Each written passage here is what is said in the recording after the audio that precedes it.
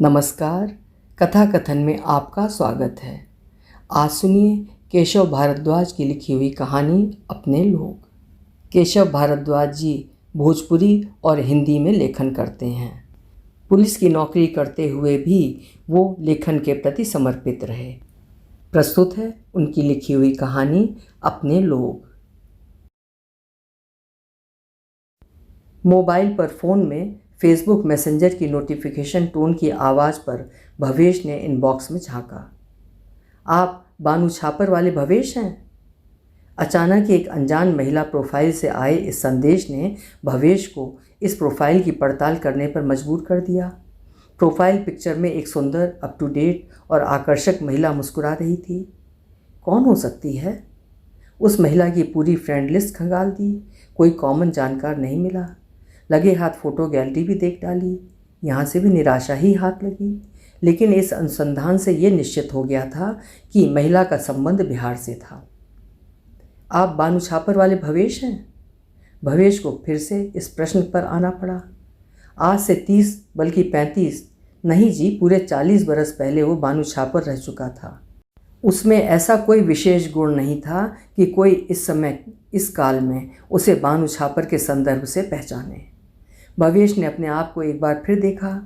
कोई विशेषता नज़र नहीं आई, बस ले दे के इस मीडियम किस्म की सरकारी नौकरी के। बानू छापर में भी घर के लोगों को छोड़कर वहाँ के लिए वो अनजाना ही है। ऑफिस आज कुछ खास व्यस्त नहीं था। कब भवेश अतीत में चला गया पता भी नहीं चला। भवेश एक साधारण मध्यम श्रेणी का आम सा बालक था। उसके पिता ना तो खानदानी धनवान और ना ही किसी सरकारी उच्च पदासीन थे।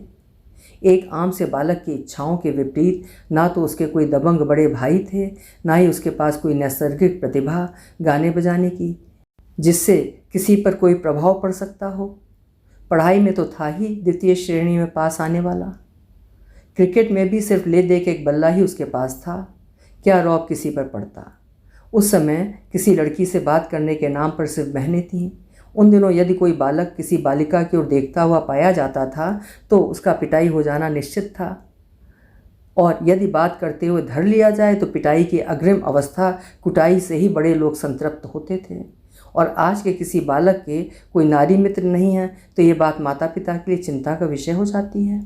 यहाँ तक कि कई माता पिता इस बात को अस्वाभाविक व्यवहार मानकर मनोचिकित्सीय उपचार लेने के लिए सोचने लगते हैं। हालांकि आजकल के बच्चे अपने पेरेंट्स को ऐसी दुश्चिंता से दूर ही रखते हैं। आह, भाग्य अपना अपना। अपने बचपन में दूसरे बालकों की पिटाई और कुटाई देखकर भवेश लड़कियों से देखने, बोलने, मिलने की लालसाओं से दूर ही रहा था। ऑफिस के बंद होने के समय तक यही उधेड़बुन भवेश के मन में चलती रही। घर के रास्ते में भी आप बानू छापर वाले भवेश हैं?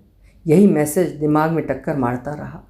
घर में घुसा, हाथ मुंह धोया, परंतु साबुन व पानी का प्रयोग भी उसके चेहरे से इस प्रश्न को पोंछ नहीं सका था। ऑफिस में सब ठीक तो है? फिर किसी अफसर से लड़ तो नहीं लिए? पत्नी ने चेहरा ताड़ लिया था। टोक दिया, बल्कि सवाल दागते हुए पूछ लिया। पत्नी वाली कम माँ वाली चिंताएं शुरू हो गईं।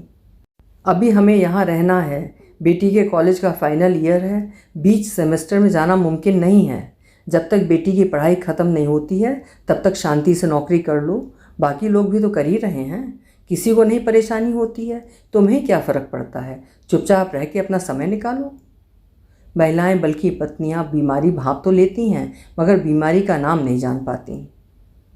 भवेश का ऑफिस में कुछ मामलों पर अपने इमीडिएट अधिकारी से मनमुटाव चल रहा था। वो ऑफिस ही क्या जहाँ अधिकारी का अधीनस्थ से, और वो घर ही क्या जहाँ सास का बहू से मनमुटाव ना हो। आदर्श और नैतिकता के पाठ पढ़ाने वाले वरिष्ठ अधिकारी सरकारी गाड़ी का इस्तेमाल अपने बच्चे को स्कूल ढोने में लगाए, ये भवेश को सहन नहीं होता था। उसके अनुसार वर्क टू रूल आंदोलन होता है। सब काम नियम कानून से नहीं चलता। व्यक्ति को व्यवहारिक और ईमानदारी के दिशा में अभिमुख होना चाहिए। भवेश ने हूँ हाँ कर श्रीमती जी को विषय से भटका दिया, परंतु खुद भवेश नहीं भटक पा रहे थे। आप बानू छापर वाले भवेश हैं? जब भी मौका मिलता उस महिला के प्रोफाइल को खोल के बैठ जाता। हर बार उम्मीद होती कि कुछ इसमें से स्क्रूटनी कर लेगा, जिस आधार पर मैसेज करने वाली का पता लग जाता, लेकिन किसी निष्कर्ष पर नहीं पहुंच पाता। पूरा प्रोफाइल इधर से उधर कर लिया, मतलब का कुछ नहीं निकला। बार बार भवेश का मन करता था इस मैसेज का जवाब देकर पूछ ले। विवेक ऐसा कदम उठाने से रोकता था। उत्सुकता और विवेक के बीच कसकर द्वंद्व मचा हुआ था। इसी सब में उलझा रह गया था। अंत में जीत विवेक की ही हुई। मैसेज का जवाब नहीं दे पाया। देखने, बोलने, मिलने से हासिल पिटाई कुटाई अब भी विजयी थी। लेकिन वो जितना इस सब से बाहर आना चाह रहा था उतना ही ज़्यादा उलझता जा रहा था। ये उत्सुकता का शूल पल्लवित होकर झाड़ झंकार हो गया था। स्थिति ये हो गई थी कि इसमें फंसने के बाद जितने हाथ पैर मारता था उतना ही शरीर लहूलुहान हो जाता था। सहकर्मियों और दोस्तों से ये भी सुन रखा था कि सोशल मीडिया पर इस तरह के मैसेज देकर लोगों से फ्रॉड किया जाता है। ये बात भी भवेश को संवाद स्थापित करने से रोक रही थी। हाँ, एक बार ये मैसेज किसी पुरुष का होता तो अब तक रहस्य का ये दुर्ग विजित हो चुका होता। भवेश उम्र के उस पड़ाव पर खड़े हैं जहाँ कोई थोड़ा भी इधर उधर हो गया तो लो नई कहानी लिख गई। वैसे भी इस देश की महिला आज़ाद ख्याल की होती हैं। सेक्स को यहाँ अभिशाप नहीं वरदान माना जाता है। बात करना हो या सेक्स करना हो, रजामंदी मिलने में ज़्यादा परिश्रम नहीं करना होता है। भारतीयों को तो ये लोग वैसे भी महिला भक्त मानते हैं। इस दोस्ती की बात अगर फैल गई फिर तो हो गया खेला। और फिर बिहारी समाज में अभी भी चरित्र के छिद्रान्वेषण से महत्वपूर्ण और कोई बात नहीं है। इससे ज़्यादा और किसी काम में मन नहीं लगता है। मुर्दा घर में तो एक ही बार लाश का पोस्टमार्टम किया जाता है। भवेश के समाज में तो जब तक चिथड़ा नहीं हो जाता बात का पोस्टमार्टम चलता ही रहता है। फलां फंस गए, किसी औरत के चक्कर में पड़े थे, पहले से ही होगा, इस बार भांडा फूटा। लोगों को समझना इतना आसान नहीं है। किसके अंदर कौन सा खिचड़ी पक रहा है ये कौन बताएगा। वो तो इस बार बात बढ़ी तब लोगों को पता चला। यही सब आशंकाएं न्यूज़ की हेडलाइन बनकर भवेश को नजर आने लगी थीं। इस सब तेला बेला से रेहल खेल हो गए हैं भवेश। आखिरकार इतनी जद्दोजहद के बाद भी साहस नहीं जुटा सके फेसबुक पर जवाब देने का। कुछ दिन बाद सब शांत सा होता चला गया, लेकिन ये तूफान से पहले की शांति थी। लग रहा है आप मुझे नहीं पहचान पाए। मैं दन्हा गांव की ललन बाबू की बेटी हूँ। अब आशा करती हूँ आप पहचान गए होंगे। अचानक से उसी महिला प्रोफाइल से मैसेज आया, मगर अब सब कुछ ऐसा साफ होता चला गया जैसे बारिश के बाद आसमान होता है। सब कुछ एक बार की याद आ गया। पूरे शरीर में सनसनाहट आ गई। खुद अपने आप पर अफसोस होने लगा भवेश को। कैसे नहीं पहचाने? फ़ोटो तो देख चुके थे तब भी अंदाज़ा नहीं लगा। वो क्या समझी होंगी। बिना एक पल गंवाते हुए उसी समय जवाब दे दिया गया।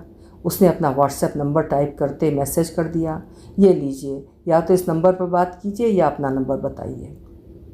40 वर्ष पहले के सारे सीन हिंदी मूवी के फ्लैशबैक की तरह आंखों के सामने घूमने लगे। भवेश 14-15 वर्ष से ज़्यादा के नहीं थे।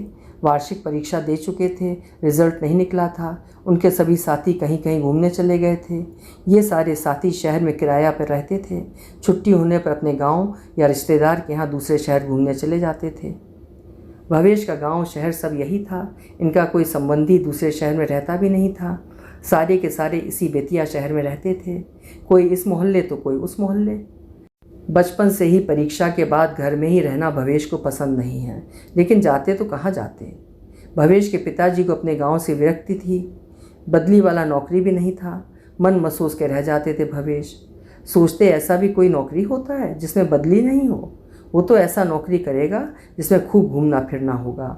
हर वर्ष वार्षिक परीक्षा के बाद का समय उसको पहाड़ की तरह लगता था। इस बार भी वही हुआ। मुंह लटकाकर घर में अकेला लेटा रहता था। उन्हीं दिनों उसके पिताजी के दोस्त ललन जी बम्बई से आए थे। वैसे वो उम्र में भवेश के पिताजी से बड़े थे, लेकिन दोनों में पुरानी दोस्ती थी। दोस्ती का कारण था दोनों जन पहले यहीं पर एक जगह नौकरी करते थे। ललन जी सीनियर थे। बाद में वो कोई दूसरी परीक्षा पास करके बम्बई चले गए थे। वो जब कभी अपने गांव की तरफ आते थे या मिलने आते ही थे। सब बार इन लोगों को बम्बई आने के लिए कहते थे। बम्बई घूमने का भवेश का भी बड़ा मन करता था। वो बायोस्कोप में बम्बई शहर कई बार देख चुका था। हीरो हीरोइन को बिना सिनेमा के पर्दे पर असली में देखना चाहता था, लेकिन कोई इसके घर से मुंबई जाता ही नहीं था।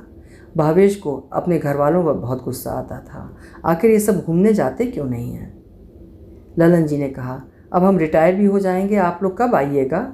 बहुत नमक इस घर का खाए हैं, एक बार हमारे घर भी तो आइए। इस बार ललन जी अपनी छोटी बेटी सीमा की शादी करने के लिए अपने गांव आए हुए थे। उनको 3 बेटी और 2 बेटे थे। बाकी सबकी शादी हो चुकी थी। ये उनका अंतिम यज्ञ था, इसलिए इस शादी में शरीक होने का आग्रह ज़्यादा था। भवेश की माँ ये जानती थी यहाँ से कोई जाने वाला नहीं है। भवेश का परीक्षा के बाद घूमने का मन कर रहा था। वो बोली, भवेश को ले जाइए, अब तो यही बच्चा लोग संबंध को आगे बढ़ाएंगे, और तो कोई जाने वाला यहाँ से है नहीं। उनका इशारा अपने और भवेश के पिताजी की तरफ था। आपसे इस घर का क्या छुपा हुआ है, सब जानते ही हैं। फिर क्या था, माँ जो कह देती थी वो अंतिम होता था। भवेश का कपड़ा लत्ता सब एक झोला में रख दिया गया। वो ललन जी के साथ ही शादी में शामिल होने के लिए चल दिए। बिना माँ पिताजी के अकेला जाने का ये पहला अवसर मिला था भवेश को। वो अति उत्साहित था। कंधा उचका कर ललन जी के साथ कदम से कदम मिलाकर चल रहा था। पहले ट्रेन, फिर टायर गाड़ी से वो लोग धनहा गांव पहुँचे। भवेश तो टायर गाड़ी पर थक हार कर सो गया था। पहली बार ऐसी गाड़ी पर चढ़ा था जो बैल चला रहा था। गाड़ीवान से ललन जी कुछ कुछ बात कर रहे थे। कौन कौन आ गया, क्या क्या सामान आया, क्या क्या आना बाकी है, कल कहाँ जाना है, जलावन की लकड़ी कट चुकी है या नहीं, चीनी का परमिट मुखिया जी ने भिजवाया, मिट्टी का तेल का क्या हाल है, कितना पेट्रोमैक्स गांव में है, और की ज़रूरत हो तो दूसरे गांव से भी मंगा लिया जाएगा, हलवाई को बता दिया, नाच का साटा बांध दिया, पंडित जी को खबर हो गया। इसी तरह की बातें हो रही थीं। इन सब बातों से भला भवेश को क्या मतलब। वो तो चाह रहा था कि गाड़ीवान सिनेमा की तरह कोई फिल्म का गाना गाए और भवेश लेटे लेटे सुनता रहे। उसने हाल ही में राज कपूर का फिल्म देखा था, नाम उसे याद नहीं आया। वो ऐसा ही लुत्फ़ लेना चाह रहा था। खुली आंखों से संभव नहीं था। उसने आंख मूंदकर सपना देखना शुरू कर दिया था। इसी में नींद आ गई थी। यही सब सोचते समझते सोते और सुनते ललन जी का घर आ गया। काम का आंगन था। वहाँ के सभी लोग भवेश को देखकर बहुत खुश हुए। ललन जी के पूरे परिवार ने भवेश को हाथों हाथ लिया। आखिर थे तो बच्चे ना भवेश। पहले तो भवेश कुछ देर तो दरवाजे पर ललन जी के साथ संच मंच होकर बैठे रहे।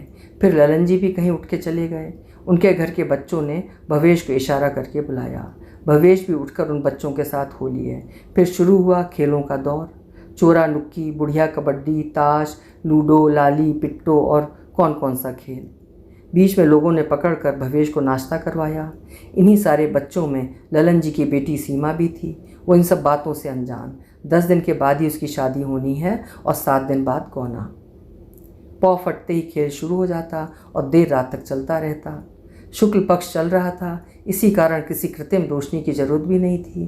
खेल में एक दिन तो वहाँ के सारे बच्चों ने भवेश को मेहमान वाला मान और सम्मान दिया, किंतु दूसरे दिन से लड़ाई होने लगी। कई खेलों में स्थानीय नियम लागू। कोई लड़का झुकने को तैयार नहीं था। अपने यहाँ के नियम की बात पर भवेश को धमका भी दिया गया। खुद को मेहमान समझते हो तो उस बरामदे में जाकर बैठो, यहाँ पर यहीं का नियम चलेगा।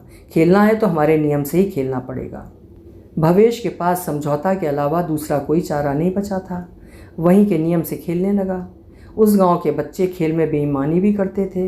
ये भवेश को बर्दाश्त नहीं था। झगड़ा हो जाता था, फिर कुछ देर बाद मेल मिलाप हो जाता। इन सब लड़ाई झगड़े के मामले में सीमा हमेशा भवेश की तरफ रहती थी। बाकी सब कई बार अलग रहते। एक तरह से 2 गुट बन गया था। एक तरफ सीमा और भवेश, दूसरा गुट बसंत और अन्य बच्चों का। सीमा बम्बई से आई हुई थी। 5 भाई बहन में सबसे छोटी थी, इस कारण वो काफ़ी दुलारू थी। दूसरा उसी की शादी भी थी, इससे उसका मान भी ज़्यादा था। वो सबकी चहेती बनी हुई थी। एक दिन खेल में सबको अपना अपना शहर का नाम लेना था। भवेश ने बानू छापर कहा, बसंत मुसरी घरारी बोला, सीमा बम्बई बोली। इसी तरह सारे बच्चे अपने अपने जगह का नाम बताए। कई बच्चे तो धनहा ही बोले। सीमा को बानू छापर सुनने में अच्छा लगा। फिर क्या था, भवेश को छापर कहने लगी और बसंत को मुसरी। वो छापर और मुसरी बोलती, फिर ज़ोर ज़ोर से हंसने लगती। भवेश भी सीमा का बम्बई कहने पर बोले, ये तो सबुजा आम को कहा जाता है। सब लोग सीमा को सबुजा और सीमा इनको छापर और मुसरी कहती थी। इसी तरह सारा दिन हंसते खेलते बीत जाता था। सारे बच्चे उपनाम से ही आपस में बातें करते थे। चूँकि भवेश बिना माता पिता के आए हुए थे, इसलिए ललन जी और घर के और सदस्य ज़्यादा ख्याल रखते थे। सारे बच्चे एक ही जगह सोते, उठते, खाते पीते थे। सिर्फ नहाने के समय लड़का और लड़की अलग अलग जाते, समय एक ही रहता। सीमा को उनके घर की औरतें कुछ पारंपरिक रीत रिवाज करने के लिए बुलाने आ जाती थीं। सीमा की माँ उन लोगों को बोलती, इसको अभी खेलने कूदने दीजिए, फिर तो घर गृहस्थी के पचड़ा में फंसना ही है। जितना भवेश की समझ में उस समय आया था, उस अनुसार ललन जी का इसी वर्ष रिटायरमेंट था। इससे पहले वो सीमा की शादी करके अपनी जिम्मेदारी से मुक्त हो जाना चाहते थे। सीमा की माँ इस रिश्ता के खिलाफ शुरू में थी। उस ज़माने में औरत की बात ही कितना रिश्ता निश्चित करने में माना जाता था। सीमा की माँ के विरोध पर घर में किसी ने कान बात ही नहीं दिया। मन मारकर अंत में लग गई बेटी की शादी की तैयारी में। यही सोचकर मन को दिलासा दिया, पिता और भाई जो कर रहे हैं भले के लिए ही तो कर रहे होंगे। इतना प्यार करते हैं सीमा को, कोई दुश्मन थोड़े हैं। सीमा का होने वाला दूल्हा एमटेक करके वैज्ञानिक की नौकरी करता था। दूल्हे के गुण देखे जाते हैं और दुल्हन का रूप, यही सीमा की माँ सबको कहती रहती थी। यह भी सभी को पता था होने वाला मेहमान की उम्र ज़्यादा है। ललन जी की रिटायरमेंट वाली बात को लेकर सीमा की माँ ने मुंह पर चुप्पी साध ली थी। सीमा को तो गांव आने के बाद शादी की बात बताई गई थी। ये सारी बात खुद सीमा ने भवेश को बताया था, इसलिए इसका झूठ होने का कोई सवाल ही नहीं था। इसी तरह से शादी का दिन भी आ गया था। सीमा उस दिन खेलने नहीं आई थी। औरतों की भीड़ से वो घिरी थी। कुछ ना कुछ विध सारा दिन चलता रहा, जिसमें सीमा का होना लाजमी था। शाम में वर बाराती आए। भवेश अपनी माँ के इस अवसर पर दिए गए कपड़े पहनकर तैयार था। बारात आने के बाद कई काम एक साथ आ जाते हैं। वहाँ के लोग जिस भी काम के लिए भवेश को कहते थे, भवेश पूरे मनोयोग से वो काम कर देता था। सीमा का दूल्हा भवेश को देखने में नहीं जचा। वो सच में कुछ ज़्यादा ही उम्र दराज था। किसी से कुछ बोलता भी नहीं था। शादी के दूसरे दिन भवेश कितनी ही देर उसके पास ही खड़ा रहा था। उसने इसे टोका तक नहीं। सीमा का बाहर निकलना एकदम से बंद हो गया था। सारा दिन घर पर लोगों का तांता लगा रहता था।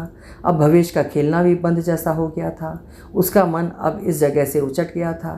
सीमा को भवेश के लिए समय नहीं था। सीमा ने चुप्पी लगा ली थी। हर समय ज़ोर ज़ोर से बोलने वाली एकदम से गुम्मी हो गई थी। गौना से एक दिन पहले छापर आवाज़ देकर भवेश को अपने पास बुलाया। तुमको पता है मैं कल ससुराल चली जाऊंगी? हाँ। मेरे आंसू नहीं निकलते, क्या करूं? जोर से चिकोटी काट लो? ना ना, दूसरा उपाय बताओ। सब कह रहे हैं कि गौना वाली लड़की बहुत रोती है। मैंने बहुत कोशिश किया, फिर भी आंसू नहीं निकलते हैं। मुसरी कहाँ है? कह के वो हंसने लगी थी। फिर बोली, मेरा पति कैसा लगा? ठीक। ठीक क्या? 1 नंबर, 2 नंबर, 100 कहो। 2 नंबर। भवेश ने सीमा का मन रखने के लिए बोल दिया। वैसे भवेश के आकलन में नंबर तो बहुत पीछे था। उसी समय सीमा को किसी ने घर के अंदर बुला लिया, लेकिन भवेश चिंतित हो उठा। अगर गौना के समय में सीमा नहीं रोएगी तो लोग क्या कहेंगे? सुबह अगले दिन भवेश की नींद किसी के रोने की आवाज़ से टूटी। पहचान नहीं पाया। उठकर देखा तो सीमा रो रही थी। उसकी आंखों से लगातार आंसू बह रहे थे। कभी अपनी माँ के गले लगती, कभी अपनी बहन के, कभी चाची के, कभी बुआ के, कभी भौजी के, कभी किसी अन्य रिश्तेदारों के। अंत में फिर अपने पिता ललन जी के गले लगकर फूट फूट कर रो पड़ी। दरवाजे पर खड़े सभी लोगों की आंखें नम हो गई थीं। घर के नौकर चाकर भी काम करते हुए रो रहे थे। एक किनारे में खड़ा भवेश भी रो रहा था। सीमा इतना रोई, सब बोल रहे थे, आज तक कोई बेटी इतना नहीं रोई ससुराल जाते समय। सारा धनहा गांव ललन जी के दरवाजे पर बेटी को विदा करते समय खड़ा था। अगर कोई नहीं रोया तो वो था सीमा का पति। कुछ देर बाद सीमा गाड़ी पर बैठ चुकी थी। लोटा में पानी लाकर उनकी माँ ने 2 घूंट पिलाया। फिर गाड़ी को 3 बार आगे पीछे किया गया। जाते समय सीमा ने एक नज़र भवेश पर भी डाली, मानो कह रही हो, देखो मैंने रोना सीख लिया। उसके बाद गाड़ी में बैठी सीमा अपने ससुराल चली गई थी। भवेश भी किसी और अतिथि के साथ अपने घर आ गया था। कुछ दिन घर पर भी मन नहीं लग रहा था। सीमा का रोता चेहरा उसको परेशान कर रहा था। धीरे धीरे अपनी दुनिया में भवेश लौट चुका था। इसके बाद सीमा का कोई हालचाल नहीं पता लगा था। भवेश सब भूल चुका। आज 40 वर्ष के बाद ये मैसेज उसकी सारी यादों को तरोताज़ा कर दिया। अब दोनों लोगों का व्हाट्सएप पर वार्ता का क्रम शुरू हो गया था। जब जिसको समय मिलता एक दूसरे से बातें कर लेते थे। सीमा की माँ और पिता दोनों स्वर्गवासी हो चुके हैं। भाई भौजाई और बहन जीजा सभी अपनी दुनिया में व्यस्त हैं। सीमा के लिए उनके पास समय नहीं है। कभी कोई फ़ोन तक नहीं। आना जाना तो दूर की बात है। सीमा एक तरफा शुरू में घर के लोगों को फ़ोन करती थी, बाद में फ़ोन करना इसने भी छोड़ दिया। एक तरफ का संबंध कभी चला है? कोई आपसी लड़ाई भी नहीं है, लेकिन आना जाना बंद है। सीमा को एक बेटा बेटी है। बेटी फैशन डिज़ाइनिंग करके विदेश में रह रही है। उसने खुद अपना जीवन साथी चुना है। सीमा दोबारा ये गलती नहीं करना चाहती थी। इस शादी को लेकर सीमा के पति प्रसन्न नहीं हैं। वो अभी तक इस संबंध को नहीं स्वीकार किए हैं, अभी तक बेटी के घर पर नहीं गए हैं। सीमा ने इस विषय पर अपने पति के विचार की परवाह नहीं की। खुद वर्ष 2 वर्ष पर विदेश बेटी के यहाँ आती जाती रहती है। अब सीमा के पति रिटायर हो चुके हैं, कंसल्टेंट का काम बम्बई में शुरू किए हैं। बेटा बैंक में नौकरी कर रहा है, उसी के लिए लड़की खोज रही है। इसके बाद भवेश की बारी थी। बानू छापरवाला भवेश के पिता का मकान बिक चुका है। उसी पैसे से भवेश के दोनों भाइयों ने शहर में मकान खरीद किए हैं। भवेश के माँ पिताजी जो सारा जीवन कभी गांव नहीं गए, बुढ़ापा में दोनों लोग गांव में ही रह रहे हैं। भवेश एक नौकरी से दूसरी नौकरी करते करते अब विदेश में रह रहे हैं। गांव के अलावा कहीं और घर नहीं बना पाए हैं। बच्चे अभी छोटे हैं और यहीं विदेश में पढ़ रहे हैं। बदली वाला नौकरी का शौक़ था, जो अब जान का जंजाल हो गया है। पहले शहर शहर, अब देश देश भागा भागा फिर रहा है। फिर मुसरी का हाल सीमा ने पूछा। एक बार तो भवेश जवाब देने में सकपका गया था। लंबा सांस छोड़ते हुए बोले, कोई संपर्क नहीं है, ठीक ही होगा। सच्चाई तो ये था कि सीमा के शादी के 3-4 वर्ष बाद ही वसंत के हृदय में कोई बीमारी हो गई थी। पटना से डॉक्टर ने वेल्लोर रेफर किया था। घर में अर्थ के अभाव के कारण गांव के पास ही के एक वैद्य जी का इलाज चलता रहा। 6 महीना बीतते बीतते वसंत इलाज के अभाव में अपने गांव में ही दम तोड़ दिया था। सीमा बात करने के बाद बहुत ही खुश थी। उसने कहा, लग ही नहीं रहा है कि मैं मायके में नहीं हूँ। भवेश ने जवाब दिया, हाँ, आप मायके से ही बात कर रही हैं। ललन चाचा जी चले गए तो क्या हुआ, हम आपके भाई तो हैं। आपका मायका हमेशा के लिए मेरे घर में आबाद रहेगा। भवेश का स्नेह देखकर सीमा की आंखों से आंसू बहने लगा। बोली, किसी चीज़ की कमी नहीं है और ना ही कुछ चाहिए, बस इसी स्नेह के लिए मन इधर उधर बेचैन था। इसी कारण बड़े दिनों से आपको खोज रही थी।